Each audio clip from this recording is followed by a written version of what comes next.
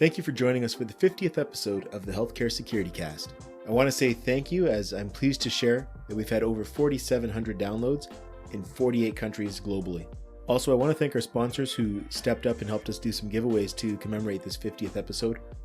Thanks to Paul Sarnice and Genetech, we've been able to give away 2 copies of the Hospital and Healthcare Security 6th edition, as well as an IAHSS membership. And also, as promised, thanks to Vistelar, we were able to give away some training. And I have quite a few winners to announce here, so I'm going to go through as quickly as possible. Jack Waltenbury, Luke Manuel, Gordon Miller, Scott Ogino, Bryan Bailey, Mark Moore, Martin Green, Sam Obregon, Raymond Hitchcox, Eric Clay, Mirsad Kurtovic, Scott Taylor, Santiago Sendra, Sarah Miller, Constantine Ioannou, and Daniel Hunnisett. Congratulations to all of our winners, and stay tuned for more giveaways. As I've mentioned, some of those giveaways are specific to our text-based community, so if you want to get in on that, just text JOIN to 647-372-2042. That's 647-372-2042. And now, as promised as well, we had a really special guest for today's show. We're joined by Russell Colling. Russell is the founding president of the International Association for Healthcare Security and Safety, and we'll be discussing his career, the early days of IAHSS, and also just hear about his insights as they relate to healthcare security. And now let's get started. The Healthcare Security Cast is sponsored by 3D Network Technology. Reliability is our core value. Visit www.3dnetworktechnology.com.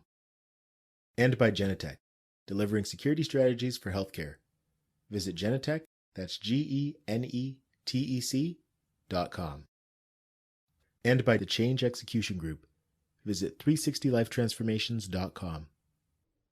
Before we get into today's show, I want to invite you to connect with the Healthcare Security Cast on a new platform. It's a text-based platform called Community.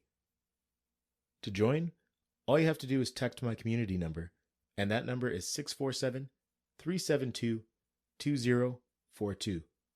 That number again is 647-372-2042. The first message. Welcome to the Healthcare Security Cast, the podcast dedicated to healthcare security, safety, and emergency management. If you are involved with a healthcare security program or desire to be, this podcast is for you.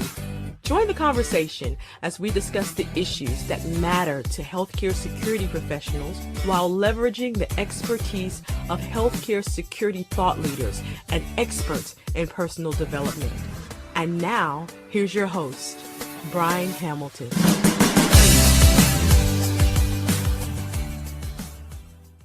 Welcome to the Healthcare Security Cast for Friday, September the 11th. I have a very special guest today. I am joined by Russell Colling. Russ, thank you for joining us today. You're welcome. And we'll start off with the loaded question. I know a lot of people know you in different ways, but who is Russell Colling? Well, he is a little guy that grew up in Nebraska, and he was too little to be a police officer, but that's what he wanted to do.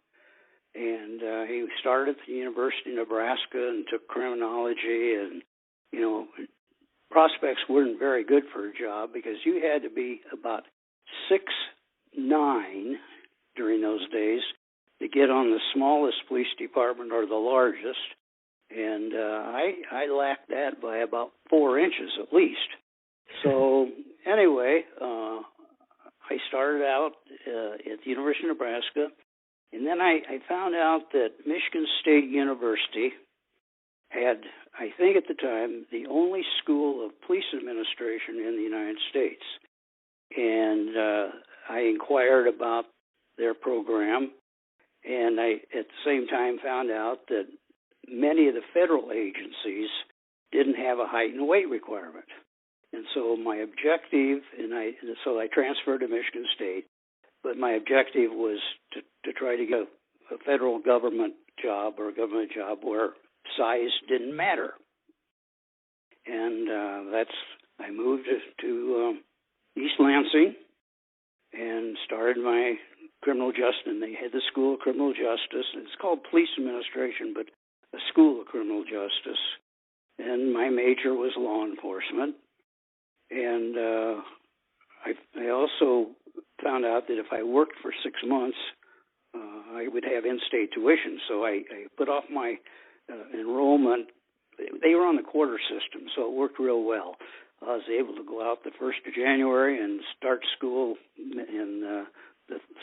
after 2 quarters. So anyway, I was along that line and enjoying what I was taking, and had an opportunity one summer to go to Saugatuck, Michigan as a police officer.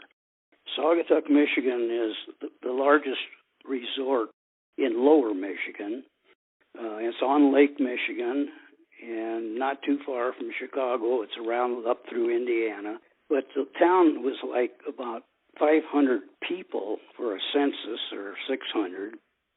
But it would swell to about 30,000 people daily during the vacation season, because in those days people went on a week's vacation, and generally from Memorial Day to Labor Day. And so the town hired several Michigan State students to be police officers for the summer, and that I did that. I went back to school, and I got a call that spring if I would be a candidate for the chief of police, because their chief was leaving. And so the school encouraged me to do that, and said that I was taking field training at the time, and they said we could assign you to the Michigan State Police Post, which was near Saugatuck, and you could be doing that while you got started. So I did that, and to this day, I was the youngest police chief in Michigan at the time, and as I understand, still hold that record. Now, that record's held by the Michigan Association of Chiefs of Police.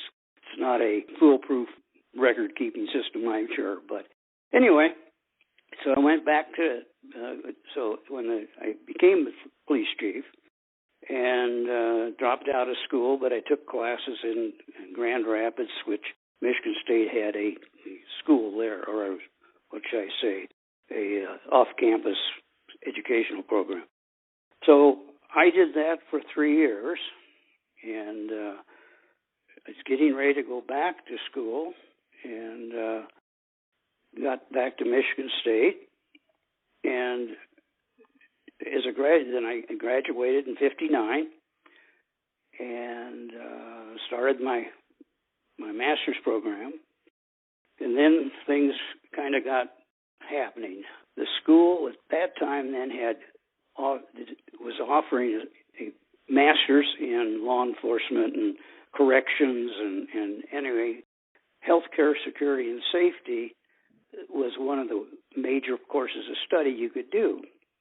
So I did that, and did a 6-week on-site in Elmhurst, Illinois, to review their hospital problems and recommend a program.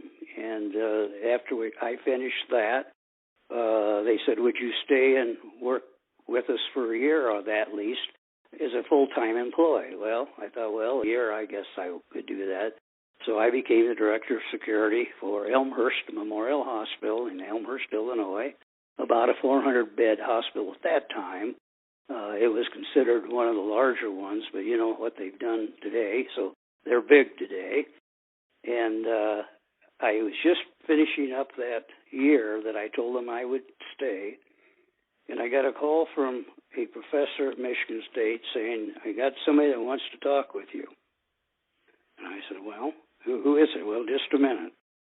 And it was Martin Marietta Corporation in Denver, and they were looking for some candidates as top secret control officers in the manufacturing of the only continental ballistic missile that the United States was producing. That was the Titan I, and then I got there for Titan II. I did accept the job, didn't have my master's yet, and so I said to the hiring person, I said, well, why did you want to interview me? And he said, well, perfectly honest, we like your background. And he says, you have an easy background to check. And the federal government has to clear you for a top secret clearance. And that can sometimes take 6 months to a year, year and a half. But the fact that you've only traveled from Nebraska to Michigan, and they know where you've been your whole life, so to speak, we're hoping yours will go through very quickly, because we're in mass production right now. And we had, when I entered Martin Marietta, there's about 14,000 employees, so it wasn't a small corporation. But we only had the one ICBM, nuclear, and so it was a pretty big deal.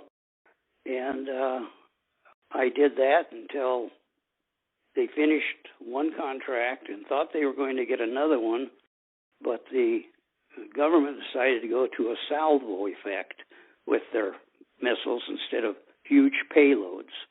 And and then the salvo effect contractor was not Martin Marietta, and so people started dropping off real quick, both voluntarily and terminated.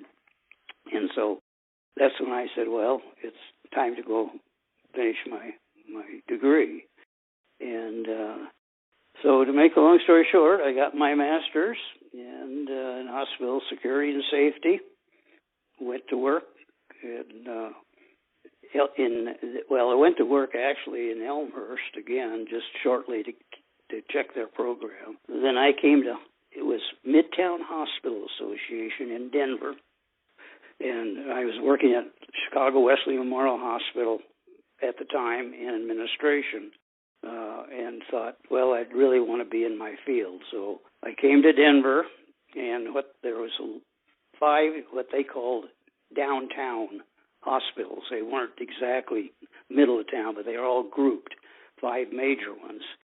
And they were looking, Midtown Hospital Association was run or conceived by the 5 administrators of these hospitals. And the idea was to not duplicate services and to share services and do things together more efficiently than they could do them themselves.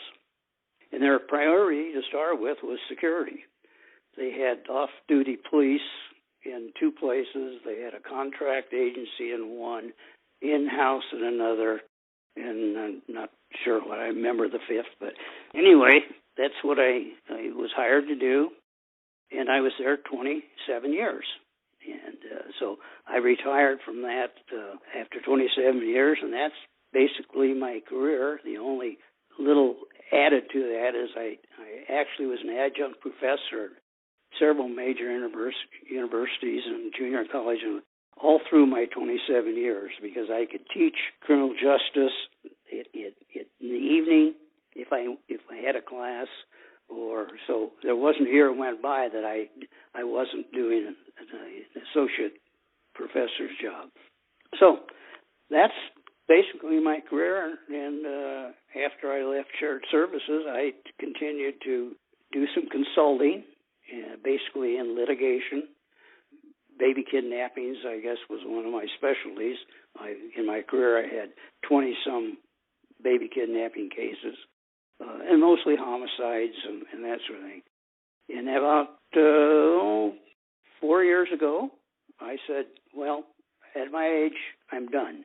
And so I finished up my last case, and I've just been doing gardening and coffee with the boys and volunteering at the hospital and doing a lot of different things to, I won't say keep busy, because I'm busier than I want to be. So anyway, that's it, up to here.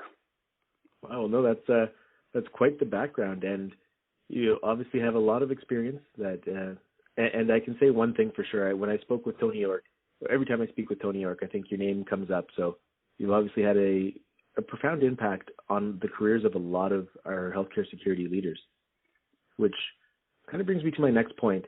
You're known as the founding member of IAHSS, or as it was called at the time, the IAHSS. What was it that led to the forming of the association? Well, I was in Chicago at the time, at Chicago Wesley Hospital, as I mentioned, and a lot of the hospitals were forming security programs at that time, and we decided to get together for lunch once a month, and I say we, the ones that wanted to, very voluntarily, and to discuss hospital security.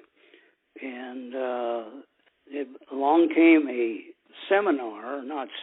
but a conference out in California put on by Security World. And they didn't have anything listed for hospital security, but it was general security. And several of us decided, 4 of us, I guess it was, decided, well, let's go out to California and check that out and see what we can learn. Well, we found out there was about 400 or 500 people. It wasn't, large like our conventions or whatever we have today.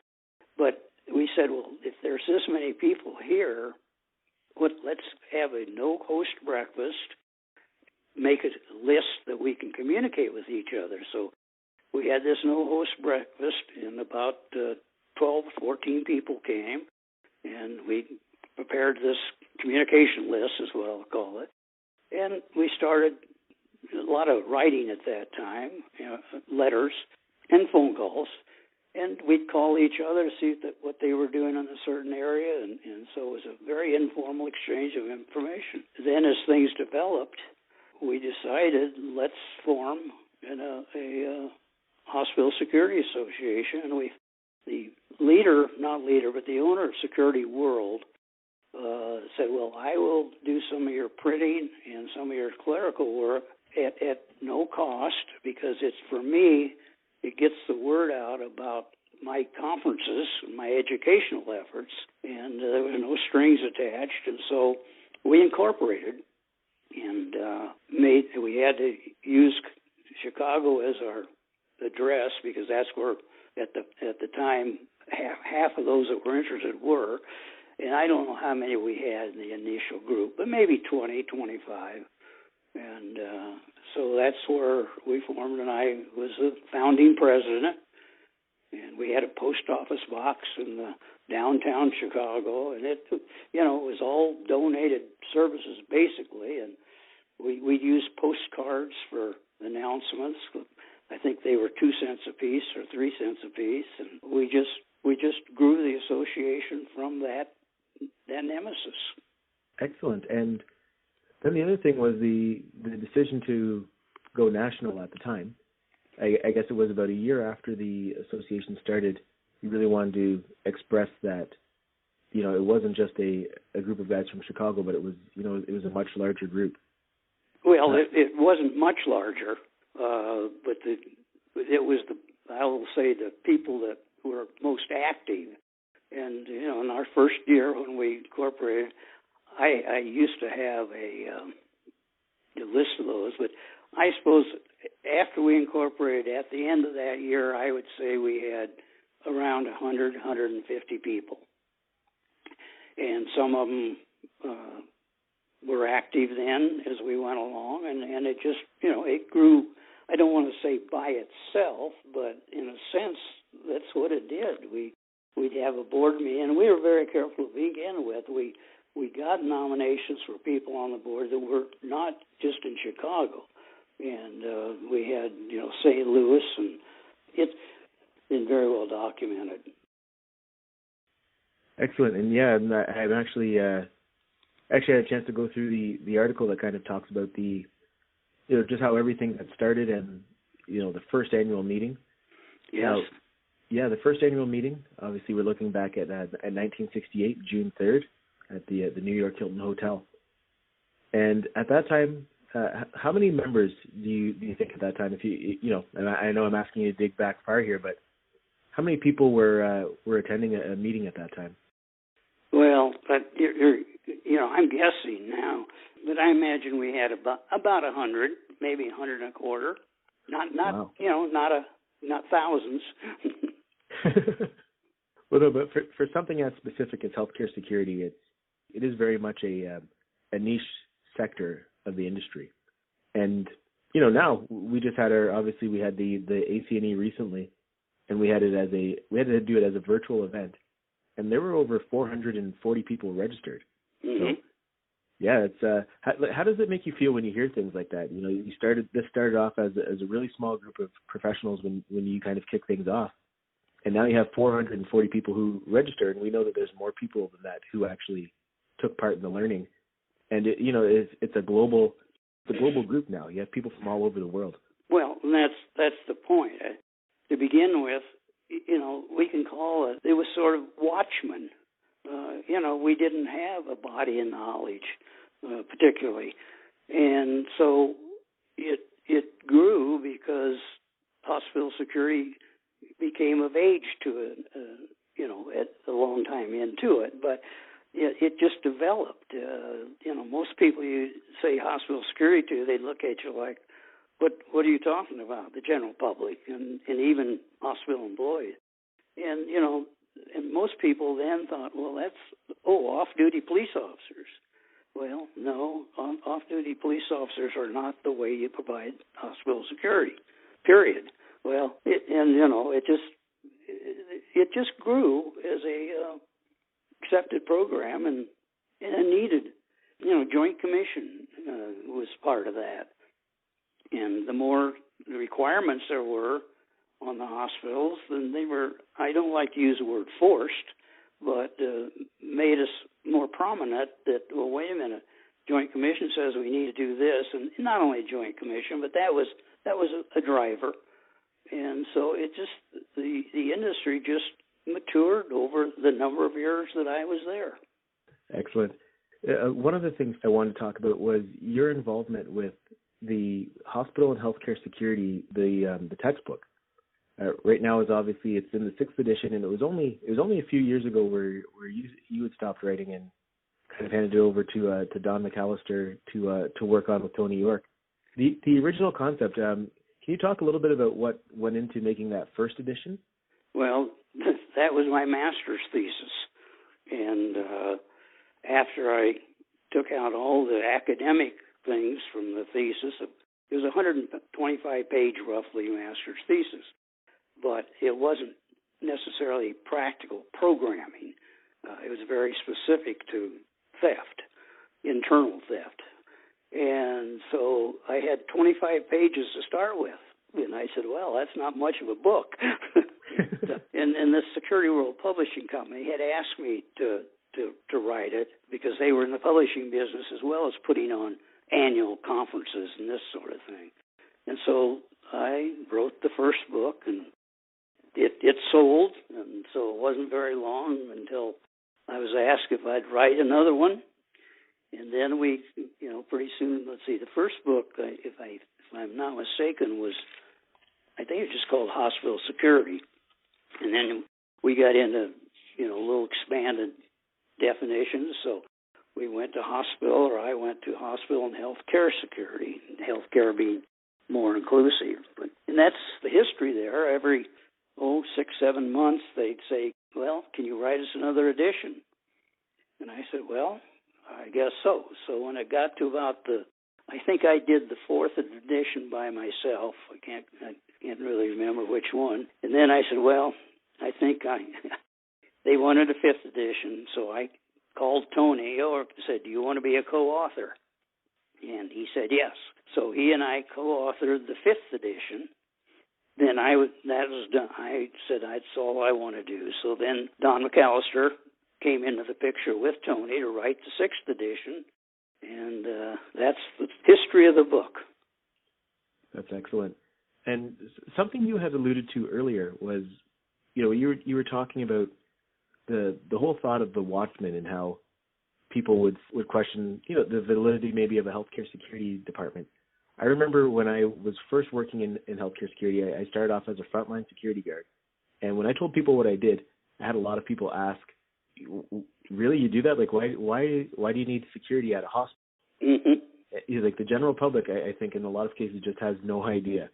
So it's interesting that it was the same. It's the same then, and we still face a little bit of that today. It's come a long way, that's for sure. Because what's helped people understand it is they understand now that there's security at airports, for example. Not now, but there was no visible security at airports when we were getting started. really, if it hadn't been for big retail stores, that's where security really kind of got started as far as I'm concerned. And of course, their main concern was theft, both internally and externally. So the term security started taking on, at least they could get an idea. But I'll tell you a little story. I have coffee with a group of doctors every week. Most of them are retired. We have a little hospital here in where I live. It's brand new. It's got every specialty. It's a critical access hospital, and I think most of your people will understand what I'm saying by that. And so they really have growing power because they have access to lots of cash. But a doctor said, "Oh, you were in security in Chicago." He said, "Yeah." He said, "I know a doctor that knows you," and he mentioned his name.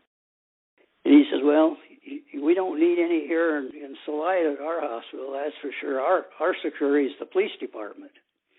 Well, I wanted to say, no, it isn't the police department. They're the responder to criminal problems or to police problems. And I wanted to tell him, security really is before them. I held my tongue. But here we are today, still people talking about it's a police operation. And I think with all the rioting we have and so forth now, I like to make sure they know we're not law enforcement. When we need the police, we call the police. And we're there as a service, preventing. If we didn't prevent it, doesn't mean we failed. It just means that the situation has then gone beyond the effort to prevent. And of course, there's also fire and all the other things that go with it, not just law enforcement type problems. So anyway, but that's today. So not everybody appreciates what hospital security should be. That's my personal opinion. Obviously, you can tell the way I'm saying it. No, absolutely, and and that's why I wanted to talk to you. We always want to get different opinions, and someone who has the experience and the background that you have, obviously it's appreciated. So no need to ever be apologetic about that. Well, let me add one more little anecdote that comes to mind now that we're chatting. When we were developing the IAHSS, we had people from a lot of other states, and so this one fellow came from New York. We said, well, how can we really move forward without a definition of what hospital security is, what it should do, and so we went around and everybody wrote down and we talked about it. And so somebody wrote, fire safety should be part of security. And this guy really got upset. He said, I'm not going back to New York and tell my boss or others that we're going to be firemen now. We said, no, we're not going to be firemen, but that, we had to really get down to a clear definition. And I'm sorry to say, today we still don't have a clear definition, but we have a pretty darn good, mix of what we do. It's just not all over the map, and I think we did accomplish that with the association, if nothing else. But, okay, sorry for the diversion. No need to apologize at all. Oh man, it is funny though, because there's a lot of the healthcare security leaders who I speak with, when I ask them the same question I asked you about, who are you, or about their career, a lot of times, and I had somebody I spoke with earlier today who said the same thing. Basically, they talk about their role as healthcare security, and then they'll add, and whatever else they throw at me. So yes. We should be very open to different things we should get into. When I was at Elmhurst, I noted that in my study that the telephone operator had to shut down the switchboard, and I won't say shut down, but I'm talking at night, like 11, 12, 1, 2, and 3 in the morning, to go to the bathroom. And so if somebody would call the hospital, this is the general number now. And we didn't have 911 then anyway. But then the phone would just ring. and she would rush back to try to catch that call and would maybe miss it. So I got to thinking, because I was one of these that said, we'll take on more things that don't have to be security as long as they don't affect our effectiveness of providing security. And so I thought, we could, what if we had a disaster here and a big problem with one telephone operator on? I don't think it would be a bad idea if I had a group of officers that knew how to run the switchboard, because it wasn't exactly that difficult, but you had to do it and practice it a little bit. And so I went to administration and I said, we'd be happy. We don't want to get overly involved, but it would be good training for the security officers. And the way the training would come about is we could relieve her for 15 minutes or whatever it was during the night when we're not too busy. Now, my security officers didn't like that to start with, but they always liked it when we got a little increase in budget in salaries because of what we were doing. But there was a case where I saw, guys, security officers don't do switchboards, and but in an emergency, we may need to be able to. So anyway, I saw it as a plus, and that's the way I think our industry has grown, is I think most of the professionals out there are not just saying no to everything. It's got to make sense. It can't downgrade the program, but we certainly have to be open to new ways to be of service, because that's all we are, is service. Oh, absolutely, and there's so many ways to accomplish that. And it's great that there's a lot of people in the industry now who think like you did. One of the things I found that's really effective is when you have your security staff actually training other people in the hospital. So, when I worked as a guard, I was one of the CPI trainers. Mm-hmm. And yes. Gave me a great opportunity to meet everybody, like all the new employees who were coming in. And to the point where I'd be walking around my uniform and I'd have someone come up and start talking to me like they knew me, because they met me in the training. And you really put a face to the program. So that was one of the ways that worked. It worked really well. That's correct. That's absolutely the same thing I'm talking about. We have to interact with these people for them to get to know us, and we get to know them.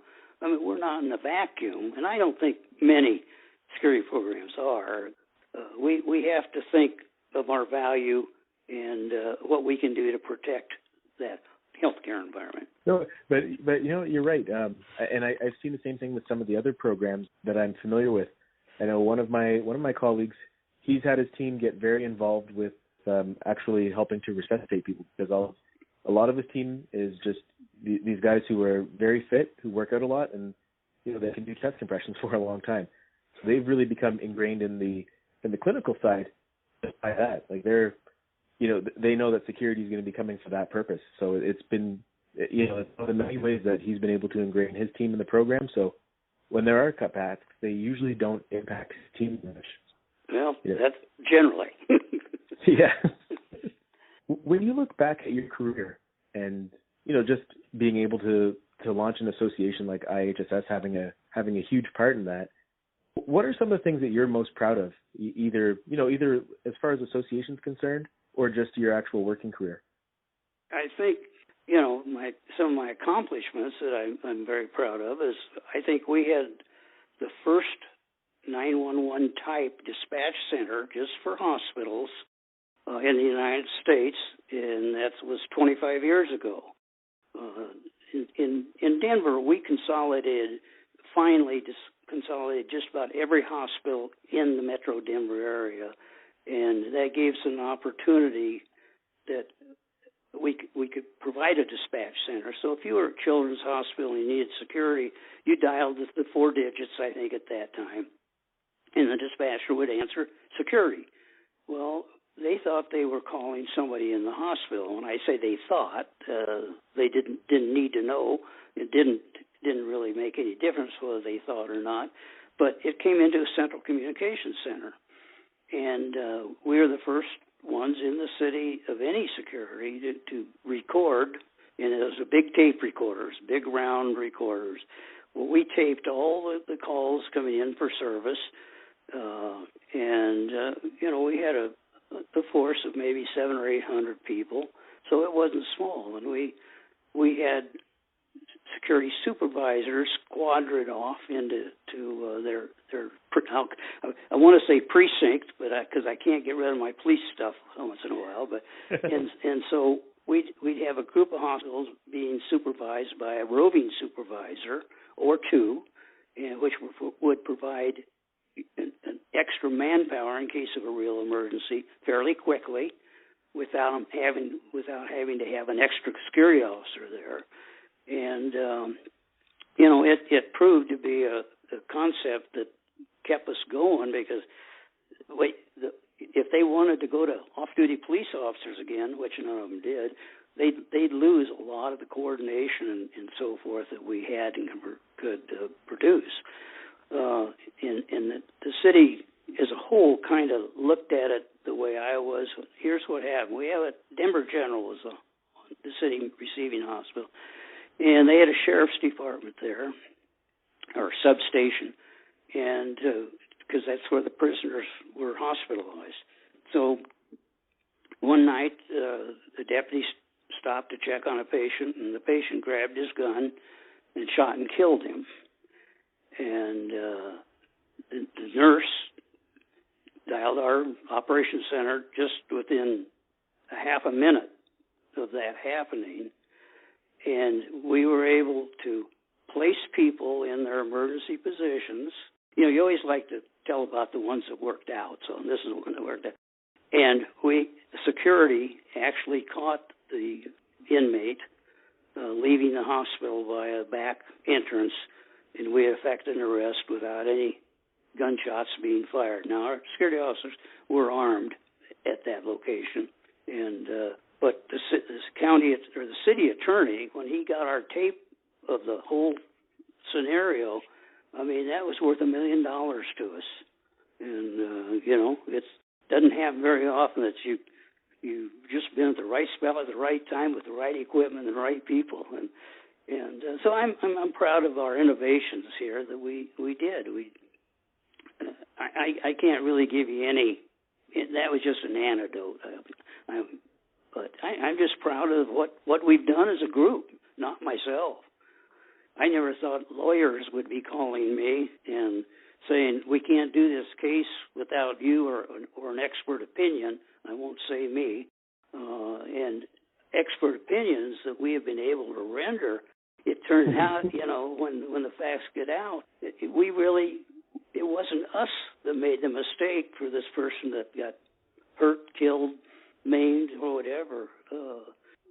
That my legal part is probably my most proudest accomplishment, and I feel like I helped a lot of hospitals get out of the hole because of the understanding that I could put to the thing. Now, that doesn't mean that when we're wrong that I testified any different than I would if we're right. But when you understand that, and I can think when you're trying to restrain a patient, and the nurse is in charge of the patient or the medical care person, and security is there to assist that nurse, not take over. Well, we take over sometimes, and it should be not take over, because the medical care, the care of that patient, should be at the direction of the nurse. And when I say nurse, because I keep thinking all these things happen at night, and when that's who the main caregiver is. But it's quite a field. I alluded to Tony York earlier, and Don MacAlister as well, and they both talk about what a profound impact that you've had on their careers, and they've impacted other careers. They both impacted mine, and IAHSS has been huge in my career. It's been life changing, and the work that you've done has had a profound impact, and probably even beyond what you would think. So yeah, I just really want to reiterate that, and just let you understand that I appreciate everything that you've done, and all the other professionals who helped establish IAHSS. And they're just our profession of healthcare security. So thank you for the work that all of you have done. Okay, well, thank you for that. But it's all my colleagues out there. It's not a one-man show at all.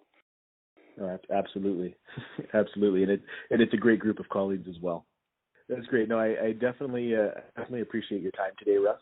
And it was nice getting your insights on things, and I'm sure everybody would share that sentiment with me that this was a valuable conversation. So I thank you for that. And this concludes the 50th episode of the Healthcare Security Cast. Thanks for tuning in, and thanks for the support. Join us for our next episode when we're joined by Harving Para and Calvin Fakima. Don't forget to connect with the Healthcare Security Cast on social media. Follow our LinkedIn and Facebook pages, The Healthcare Security Cast. Also, feel free to join our groups on both Facebook and LinkedIn as well. It's The Healthcare Security Cast Community. Follow us on Twitter. Our Twitter handle is @HCSecurityCast. We're also on Instagram. You can find us at @HealthcareSecurityCast. And of course, feel free to connect with me on any of these platforms. You can find me simply by searching Bryan. That's Brine Hamilton. I'm the only Bryan Hamilton on any of these platforms, so I'm really easy to find. Also, the easy way to get to any of those is by going to my website, which is Brine, Hamilton.com. And last but not least, don't forget to sign up for our text community. All you have to do is text JOIN to 647-372-2042. That's 647-372-2042. We have a lot of one-on-one engagement in there, so I can't wait to hear from you. Thanks for tuning in to episode 50 of the Healthcare Security Cast. I can't wait to see what the next 50 episodes have in store.